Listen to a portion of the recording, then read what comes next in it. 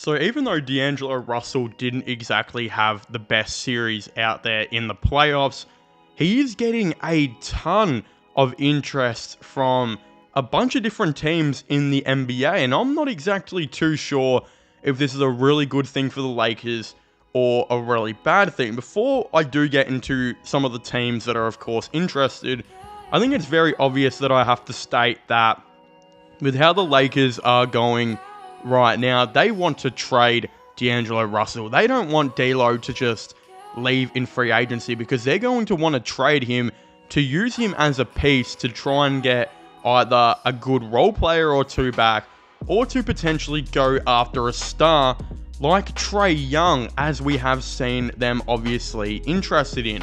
Again, he does have a $20 million or so player option that he can choose to accept or decline. Again, a lot of people thought that was going to be a lock to accept because of some of the issues he had, but then some other people were arguing, well, no, he actually had a lot of really, really good games, and some of the games where he just wasn't doing too good might not have been his fault completely. Clearly, a bunch of teams in the NBA have seen this, and are looking to try and sign him.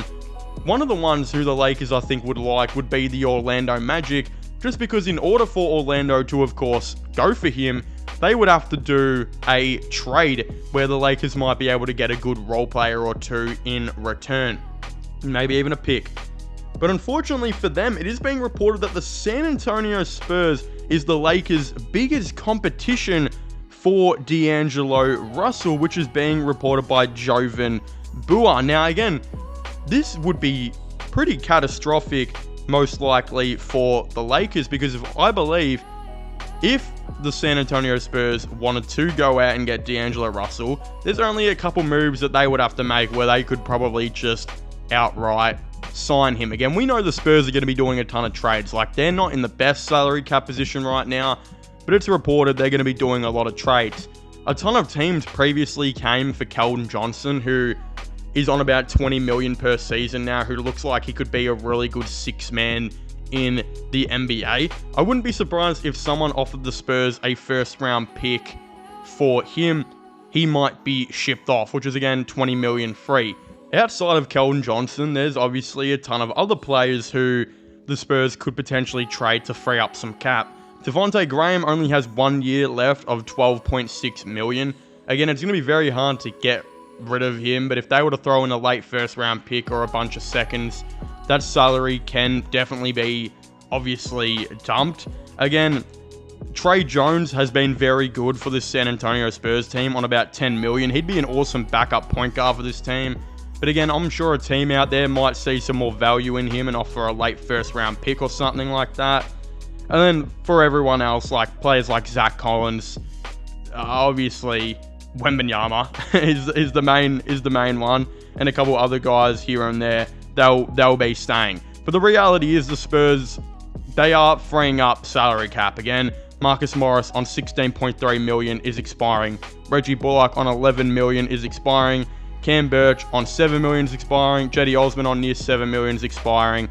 And Cam Payne on $6.5 million is expiring. Again, a ton of salary will be released there. The only players they'll be paying are Wembanyama's $12 million, of course. You'll have Devin Vassell's $30 million deal. Sohan is only on about $5 million, and Collins on $16 million.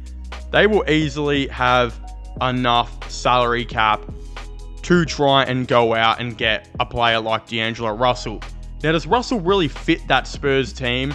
In my eyes, no. I would probably go out and try and get a more prolific playmaker to try and put alongside Victor Wembanyama. We know that D'Lo and his playmaking just hasn't exactly been that good at all, especially with the Lakers. When they needed him to be a ball handler and a playmaker, he just wasn't able to do it for them at all. Again, we obviously know that Austin Reeves took the majority of the ball handling off LeBron when he needed a break. And again, a couple other players here and there like Gabe Vincent chipped in. D'Lo just does not look to be a very good playmaker in the NBA anymore. He just seems to be a pretty good shot creator who can be pretty accurate when he's on from 3-point.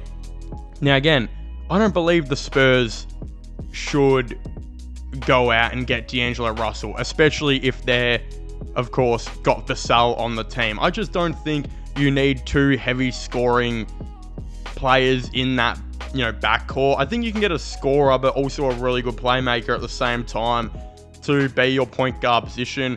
Or go for someone even cheaper a veteran playmaker like Chris Paul, who I've previously mentioned, who would actually work really well with Wembanyama and would be able to teach that team a ton of really, really good things.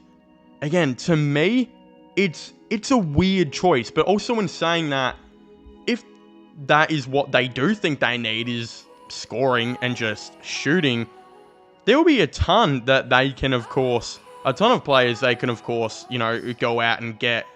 But if they think it is D'Lo, it would be interesting if they kept Johnson and just said, look, we've got our scorers here now, Wembanyama. We've got, of course, D'Angelo Russell, Keldon Johnson, and Devin Vassell. If they put some defense maybe on those forwards or whatever, and still with Wembanyama scoring, maybe they think they can accomplish something. Again, I don't see a sign and trade really happening with D'Lo unless the Lakers really wanted to pursue a guy like Zach Collins, who, again, Zach Collins is a really underrated power forward / center. He actually played really well for the Spurs, I think, in a lot of parts this year. He would be really interesting to see on this team. I also feel like he would work pretty well with Anthony Davis. So maybe the Lakers say, look, maybe you can't fit D'Angelo Russell in fully, but if you gave us Zach Collins and a first round pick, we can maybe work something out. Again, the Lakers would save a couple $1 million off this trade as well. They would get a first round pick involved, and Zach Collins, who, again, sometimes worked for San Antonio, but sometimes didn't, would definitely be a good answer for that Lakers team, because I think he would be able to play with AD, but also just a backup guy, because obviously we know the backup bigs really didn't do it for the Lakers this year. They practically couldn't play Jackson Hayes in a lot of the playoffs. I don't even know what happened to Christian Wood in the end, man. But obviously, yeah, maybe that's the move they do. Maybe the Lakers look at Zach Collins. They could even say, look, give us Zach Collins and Trey Jones, and we call it a deal for D'Angelo Russell. If D'Lo signs for a $25 million deal, that would literally match up the contracts. And Trey Jones would be a good playmaker and a good ball handler for that Lakers team. He would arguably be too similar to Gabe Vincent, though. That's probably the problem there. But obviously, Zach Collins would be a prize player to bring in. If you could bring in Collins and a first-round pick for D'Lo, I think you've actually done yourself a decent trade, especially if that was the option to, instead of D'Lo just leaving for free.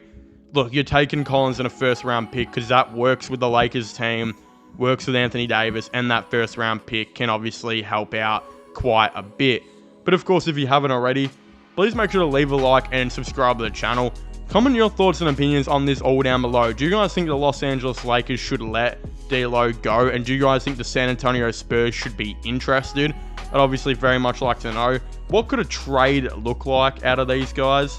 I'd very much like to know your thoughts and opinions on this down below. Subscribe to my sports channel, which is this one, my gaming channel, and my IRL/Long channels. And I'll see you guys next time. Goodbye.